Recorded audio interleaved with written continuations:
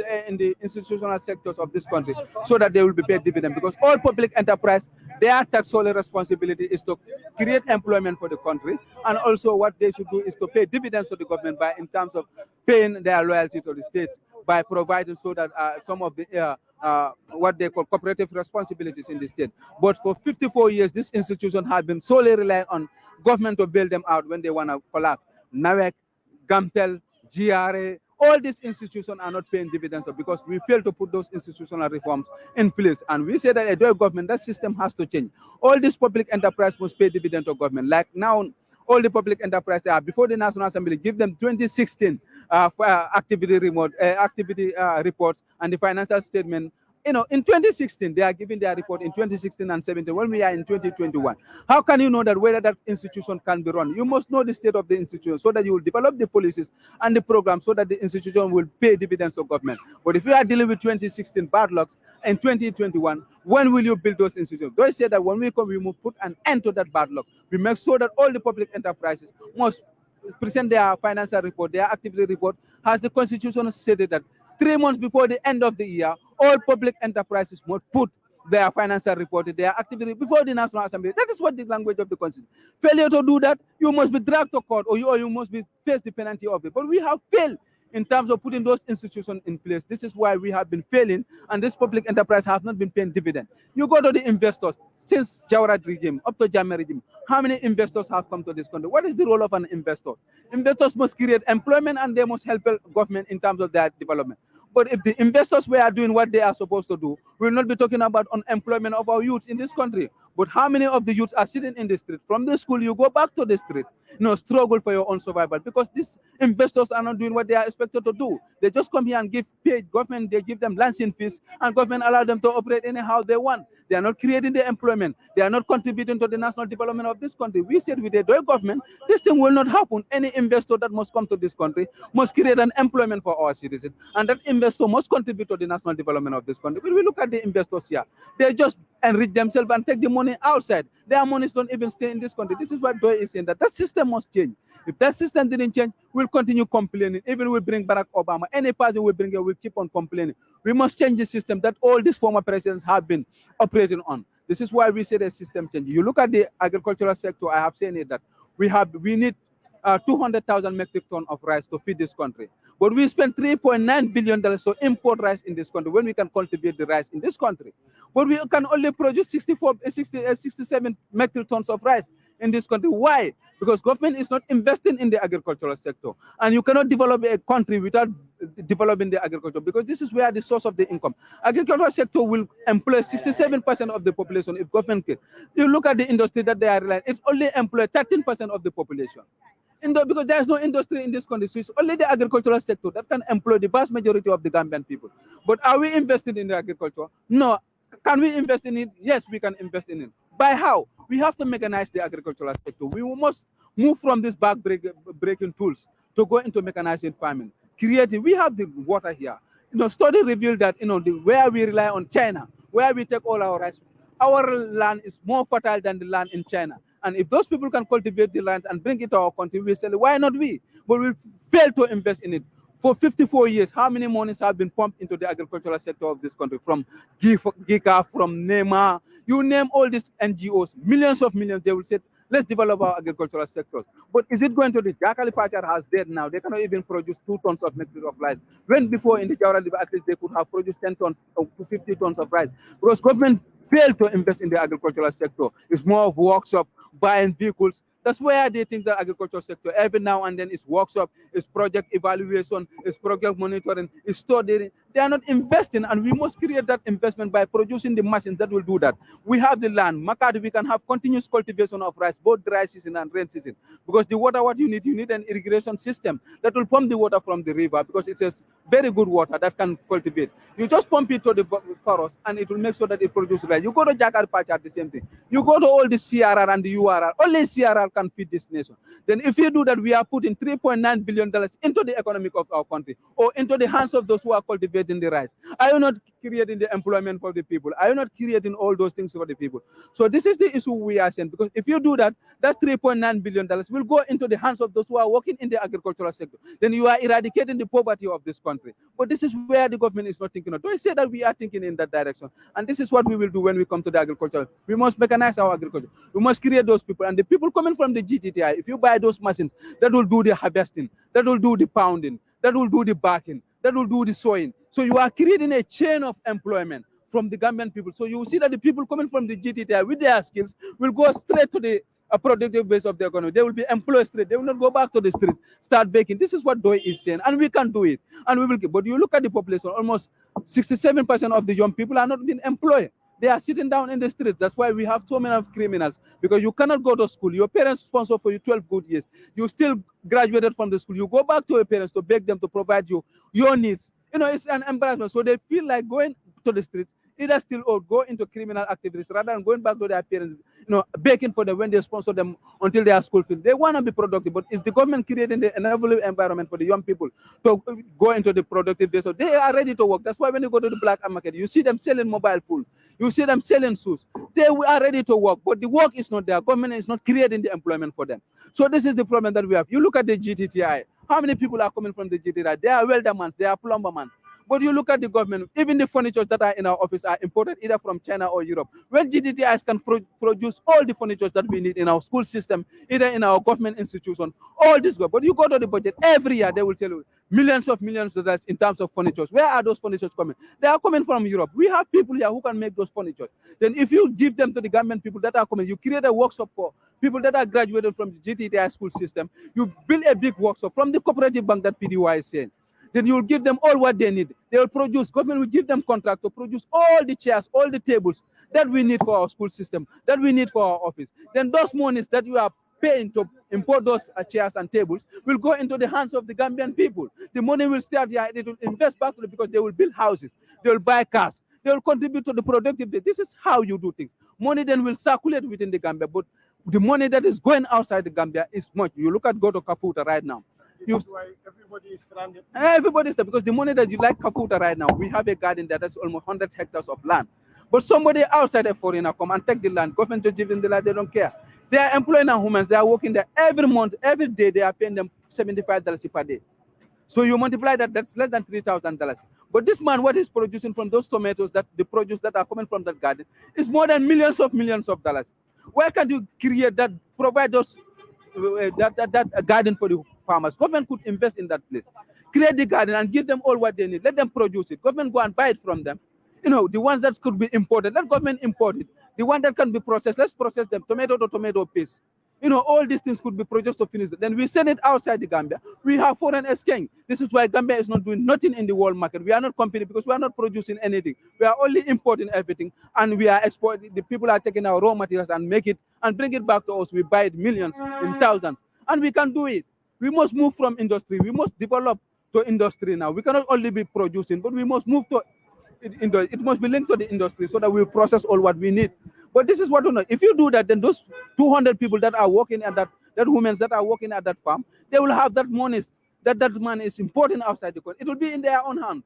That's why they are all struggling in the Serekunda market, because there's no market for them. So they go to the market with their other tomatoes, with their other garden. They go there if it is not sold because they don't have a storage facility. So they will sell it at a cheaper price because they don't want to go and take it back and it's spoiled. But government could have created all storage facilities that will have all these things. So you, the government, go and buy. This should not come to the market. You stay at the farm. Those who are cultivating should stay in the farm. Those who are selling should be created by the government. Those who should buy should be created. This is what Pdois is saying. We said we must change that system. You go to the health sector of this country.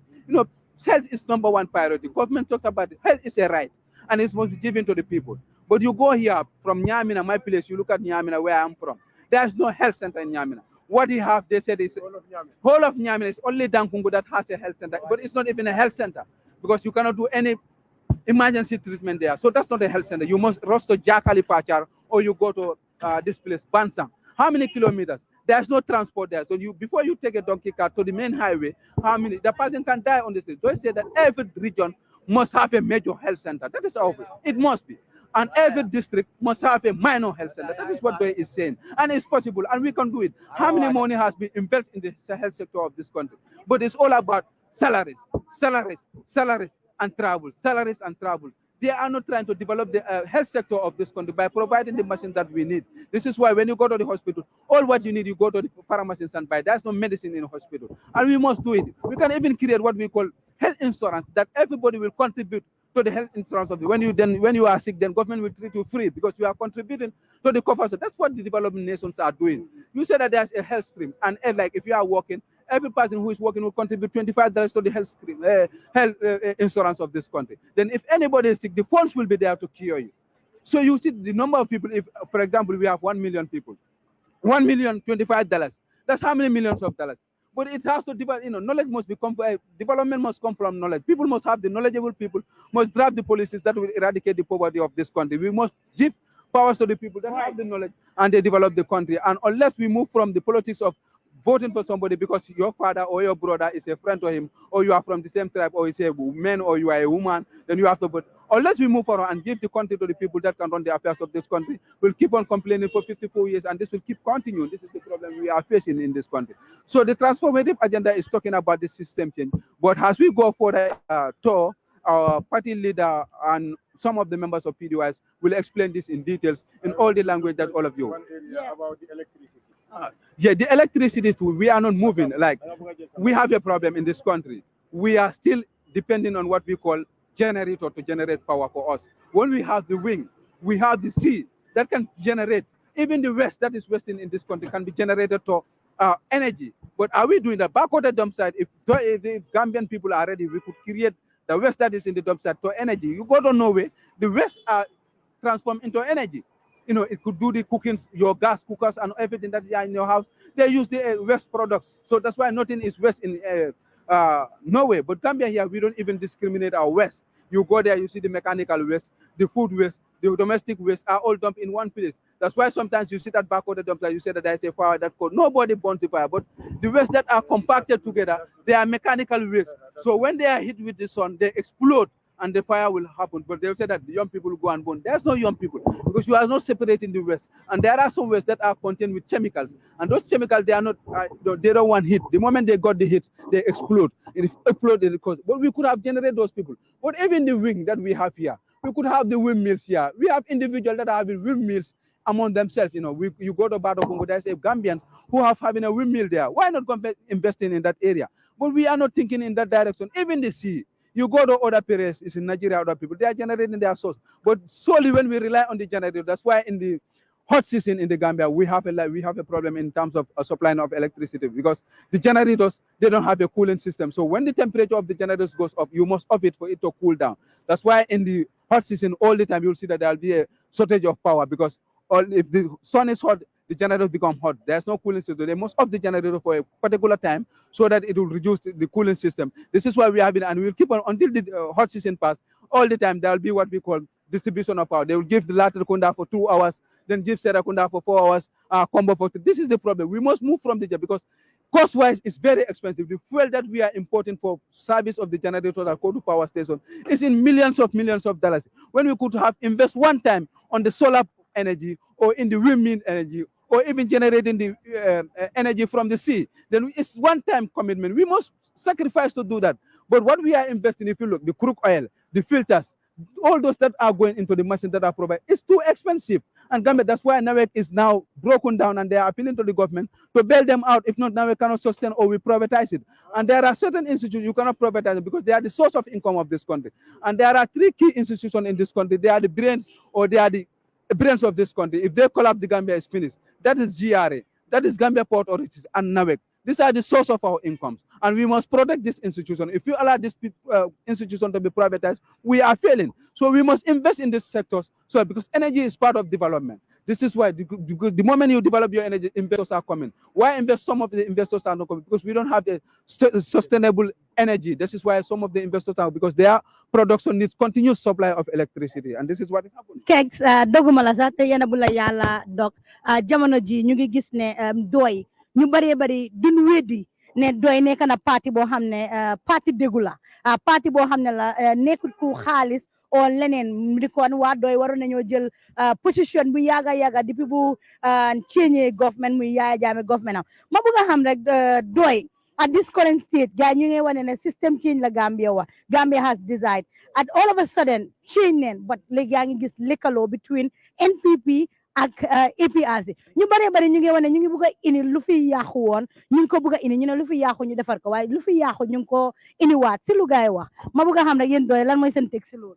Wow, maduma wa si tour day but from the angle of man suma on gis bi comme luma la ko day waxe rek man luma lay wax mo nek Gambian yi ñom mom seen dëkk bi fu mu nekk ni dëkk bi mu suñ loxo fuñ ko bëggee yóbbu rek léegi fu mu nekk ni ñun ñoko yóbbu foofu ñun ñu ne carte du daan génne fi nguur loolu lañ doon waxoon ñu génne nguur boo xam ne moo gën a am doole dan nguur bu ñu Gambia musa am fii ak lu mu yëpp ñu mën a koo génne fii te nga toogaat tamit nga def fa beneen président boo xam ne yow bëgguloo ko kon Gambian da nga joxoñ sa bopp ne yow lu liggéey bu nga war a def yow yaa ko def yow yaa xoolut ban guy nga war a jiital nga denkee ko because dëkka xam nga dañ dee caaxaane dëkka ba dëkka def mel ni ne sa kër boo xam ne sa raka koo xam ne da nga bokkande a bay su fekkee ne sàcc la wala koo xam ne jubut doo ko denkaane sa alal because xam na ne soo ko denkaane deg fooy kasaare kon dëkka tamit noonu la meli dëkka balaa nga koy denkaan da ngay war a xool kii ndax ku jub la kii su ma ko denkee suma dëkka ndax dina ko yóbbu lu nga ko waree dégg loolu lañu war a dañu war a bàyyi xel ne nga buggee protect sa alal loolu nga war a because naamoo dëkk bi sa alal dëkk bi yëpp da nga koy denka benn nit for 5 good years nga ne ko amal ma li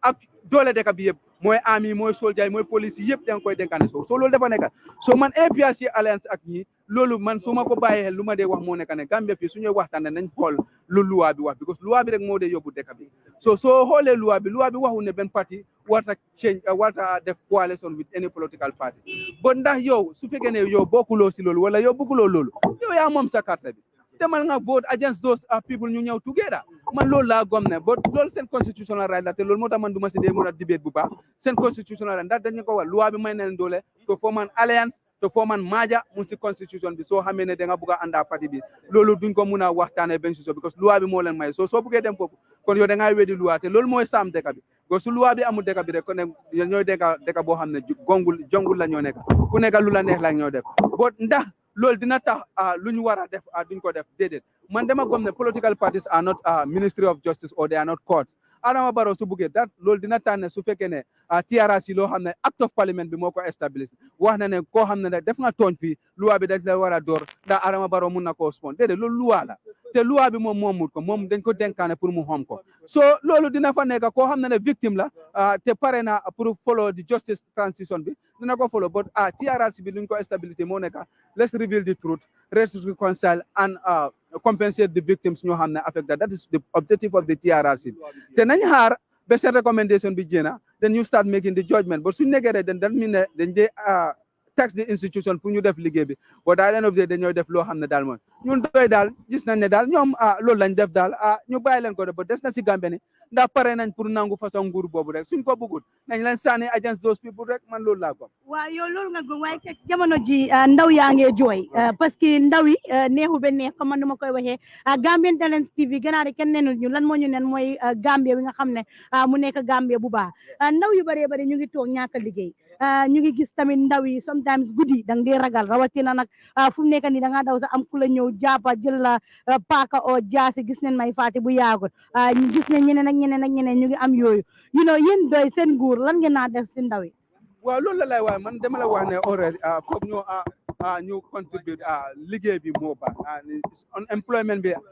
unemployment bi su amul si dëkk bi rek insecurity la dee isi si dëkk bi because nit yi suñu amul liggéey bi rek insecurity la because somebody has to survive sa basic needs yi nag loo xam ne soxla nga ko te amuloo ko rek te nga gis yoon bi boo xam ne mun nga koo jot rek it's create lu ñuy waxee ne moo nekk sàcca wala dem robbery and other things yi so job mooy moo create loolu moo tax maa ngi laa wane ne foog ñu develop suñu institution bi moo nekk xale ñu dee wàcca si school bi every 12 years we have almost 12,000 students ñoo dee graduate from our school system but where is the job market for them ana loolu amul because we are not creating that loolu moo tax ma ne la we must develop in the productive base of our economy loolu mooy fan agricultural sector can employ lu ñuy waaye 68% of the population in this country 67% of the population but we rely on what we call the service service sectors of this country. It can only employ 12% of the population. More like institution in Ameni. 12% from the 100%. That means that 82% of the population are unemployed. Limo problem. So also Lola America, then we have a problem of people unemployed. So people are not employed, then you see this problem you face insecurity in this country. So Lolo Monega, fuck new hall. Fan more the product base of us. Fan more muna create an employment for the citizen. The lola more agricultural sector. So how can we invest in the agricultural sector so that the vast majority of the Gambian people then you invest in the agricultural sector? Industry, so you process all our produce. Mango, you there has to take up the fee. When in the mango season, we could have produced mango juice because then they just drinks you there. They are made out of mangoes. When mango be more opposite take up the fee. Lemon bunja just no. We have seen lemon juice. Gambia feel they joke. They go and take it back. You have to juice, can't drink. They bring it back to us. We can process those things. Toll, we have gin drinks. You know how many toll lunch. How many toll more they have? If you see toll. Dahar, how many dahar more they have? Mango, how many mango? Watermelon, nyara more they have in this season. So we must link our crops into industries. We must process them for a finished product. We are creating employment for our people. Everybody is having what you need. Like the insecurity, arm robbery, then will not come in because at least but people they go and rob and it creates insecurity. So no more problem. You have the problem of this country and that needs study. And they have studied the problem of this country. We have diagnosed it. We have developed a policy. We can solve the problems of this country. Just give us 5 years. If you cannot do it, don't vote us again. 5 years, we'll put this country on a solid foundation. Good when you inherit, we'll just go from where we stayed. But foundation, we will lay it. But since the mere waxtaan bi dina gëna dem moto bi paré nañ jërëjëf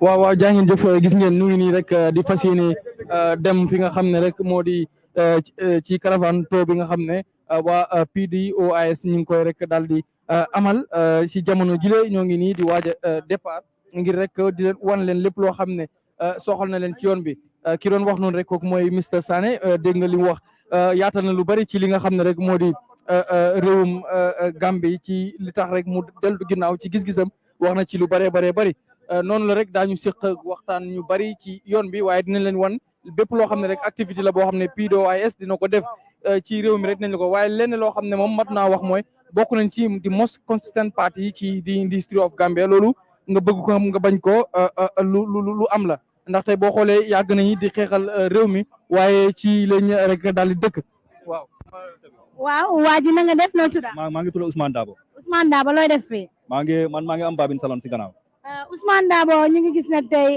waa doy ñooy dem da nga xam dara si doy waaw xam naa dara si doy mooy seen parti leader bi am na xam-xam waaw ba pare yàgg na si politique bi ba pare lu mu wax moom loolu moo war a am système bi dafa war a change waaw man ñëw ma pour against kenn de waaye 5 years is a great chance kuñ ko may war ngaa wone a sign waaye tey poverty bi dafa high definitely so pour ñu may second chance man daal loolu allow ma ko because 5 years may nañ la ko système bi mënut a change so man daal lu ma mun a wax Gambian si mooy nañ jéem a try daal change système bi waaw so doy ñu ngi dem to bu yàggut ñi dañ daan wax ne doy nekkul parti boo xam ne dañ dee bokk si yëfi fesal ak all that no waaye xam nga àdduna moom foog nga am opposition waaw waaye nit yi war nañoo xam-xam bu doy am doy luñ pare mooy wàññi poverty waaw dañ pare wàññi poverty waaw kon nag gis ngeen organiser si doy yaa ngi ni na nga def ñu sant rek di muñ sa tur Essa Wali waaw Essa looy def fii jamono ji fu mu nekk nii de ñu si préparation yi foo xam ne dañoo dem pour jógee pour ama dem suñ nationwide caravane bi waaw moom lañ nekk nii di ariñ nii moto yi yëpp ñu doon ariñ fuel leen pour ñu dem te gis ne ñaata so far so good li ñu amagum si gële pass na 30 yi demagum si yoon bi te ñu ngi dem pour fekk waa Banjul tamit te waa NBR bi tamit ñu ngi ñoo xaar foofu noonu te taxawaay boobu leen nekk nii incha allah ñu ngi gis ne moto yaa ngi fees ak ay nit fu mu nekk nii dafa mel ni doy over difference leen gis bii moom kenn du ko waxaati kenn léegi gis moom weddi moom gis bokkut si fu mu nekk nii ni ngeenee nii this is doy with a difference now ñu leen doon wax ne doy amuñ population doy amuñ nii waaye fi mu nekk nii ñi gisal seen bopp lii kenn du ko wérante léegi ñun ñëpp gisal leen suñ bopp léegi gis nañ gele-gele yi yow liñ fi taxawal tatti gele-gele yoo xam ne yëpp a fees ba ñu ngi taxaw si ñu ngi toog si kaw am na ñoo xam ne sax amaluñ ne moto ñu ngi uti at beneen moto nii pour ebal ñeneen am nañu ñu ko léegi nii ñu ngi jël kër sëriñ pour ñu dem bokk si caravane bi ñoom la dem utal moto nii fu mu nekk nii. macha allah jërëjëf kon nag fu mu nekk nii moto yaa ngi nii di dem ñu bàyyi la rek nga jékkali waaw gis nga noonu la demee noonu waxtaan ne nag ñëpp ñi nga xam ne ñoo nekk rek ci waa Pdois gis ngeen rek ñu ngi waaj a départ rek ngir rek fekki leen fi nga xam ne fa lañ nekk ngir ñu ànd ak ñoom waaye dara rek di leen rëcc ci li nga xam ne mooy activité yi nga xam ne nee naa leen ñii di waa Pdois dinañ ko def incha allah daara di leen ci rëcc lépp rek di ngeen ko rek daal di am incha allah ndem soob na rek yàlla daañu leen wan lépp dara du leen rëcc lépp loo xam ne ñoom dinañ ko def ci yoon bi rek di ngeen ko gis loolu lépp dina am incha allah daañu leen wan lépp dara du leen ci rek daal di rëcc. léegi dafa mel ni départ rek moo daal di des ngir rek ñu mën a dem waaw noonu lay demee waaw incha allah ok waaw Gambian Talents TV nag mu ngi ñëw rek bokk ci nationwide tour bi nga xam ne waa Pdois ñu ngi koy amal tey jile yemook li nga xam ne rek moo di juróom-ñeenti fan ci weeru rek octobre 2021 ñu war a rek dem wër li nga xam ne moo di réew mi wan leen li nga xam ne mooy seen transformative agenda bi ngir rek wan ko askan wi waaye it déglu jafe-jafe askan wi naam sax boo leen xoolee ñoom yàgg nañ rek di xam wala di déglu li nga xam ne rek moo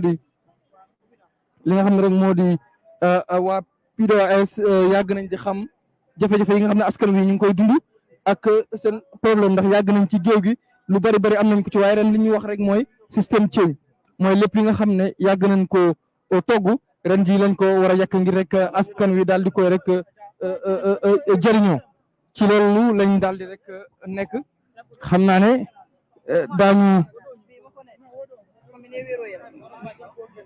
daañu nekk rek ci waxtaan yu bëree bëri yoo xam ne dañ ko laaj seen i kilifa ak seen i kilifa ak rek ñi nga xam ne ñoo seq li nga xam ne rek moo di waxtaan bi loolu lépp dinañ ko rek daal.